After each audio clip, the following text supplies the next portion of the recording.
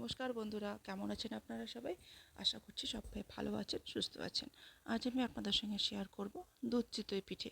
আর এই পিঠে তৈরি করব ঘরে থাকা সেদ্ধ চাল দিয়ে। তো ভিডিওটি যদি আপনাদের ভালো লাগে তাহলে অবশ্যই একটা লাইক করবেন।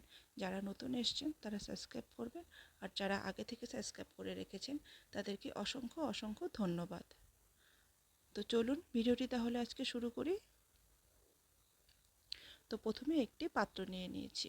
এবার এই পাত্রে আমি নিয়ে নেব একই কাপে মেপে 1.5 কাপ চাল।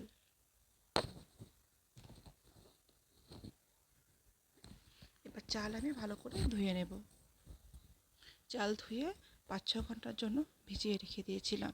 তো 5-6 ঘন্টা পর দেখুন চাল কতটা নরম হয়ে গেছে। এবার আমি একটি মিক্সি জারে করে সমস্ত চাল গুঁড়ো করে নেব। সমস্ত চাল আমি গুঁড়ো করে নিয়েছি। এবার এর মধ্যে সামান্য নুন দেব, তারপর দিয়ে দেব অল্প গরম জল। এবার ভালো করে একটু মিশিয়ে তারপর ফেটিয়ে নেব। ভালো করে ফেটাতে হবে, যত ফেটানো যাবে পিঠে ততটা ভালো হবে।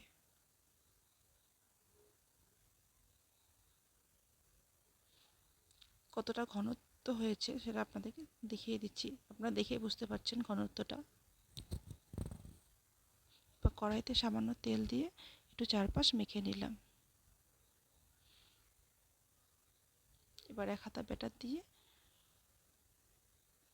দিলাম, ঢেকে দেব।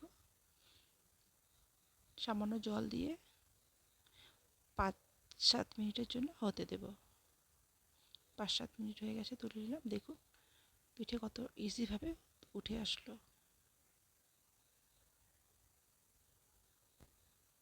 একইভাবে আরেকটি ভেজে নেব। আপনারা ভাবছেন সেদ্ধ চাল সেহেতু হয়তো পিঠেগুলো শক্ত হবে, কিন্তু একদমই না। পিঠে হবে আতপ চালের থেকেও নরম পিঠে, যা মুখে দিলে মিলে যাবে। ছোট থেকে বড় সকলেই তখনই পিঠে খাবে। শক্ত হয় বলে কিন্তু অনেক সময় খেতে চায় না ছোটরা, কিন্তু এই পিঠে একদমই শক্ত হবে না, ছোট বড় সকলেই খাবে। এক এক করে সমস্ত পিঠেগুলো আমি কিন্তু ভেজে নিচ্ছি।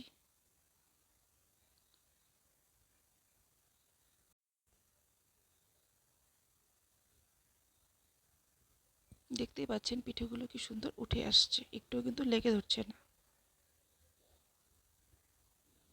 আর এক পাশে আমি দুধ জাল করতে বসিয়ে দিয়েছিলাম, দুধটা কিন্তু ফুটছিল।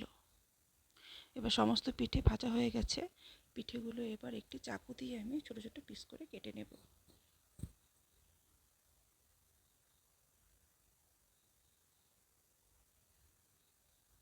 আপনারা চাইলে গোটাও দিতে পারেন।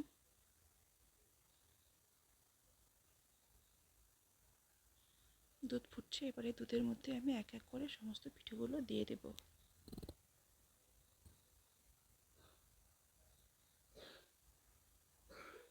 একটু নাড়াচাড়া করে দুধ ফুটে এলে এর মধ্যে দিয়ে দেব চিনি।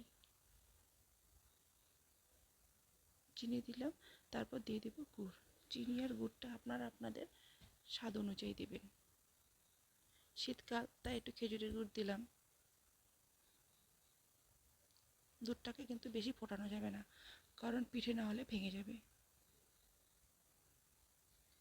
তো এবার নামিয়ে নেব। নামিয়ে নিয়ে দেখুন কতটা দেখতে সুন্দর হয়েছে। দেখতে যেমন সুন্দর হয়েছে, খেতেও কিন্তু ঠিক ততটাই সুন্দর হয়েছিল। আমি আপনাদেরকে ভেঙে দেখাচ্ছি কতটা নরম হয়েছে। চামচ দিয়ে হালকা প্রেস করতেই কিন্তু ভেঙে গেল।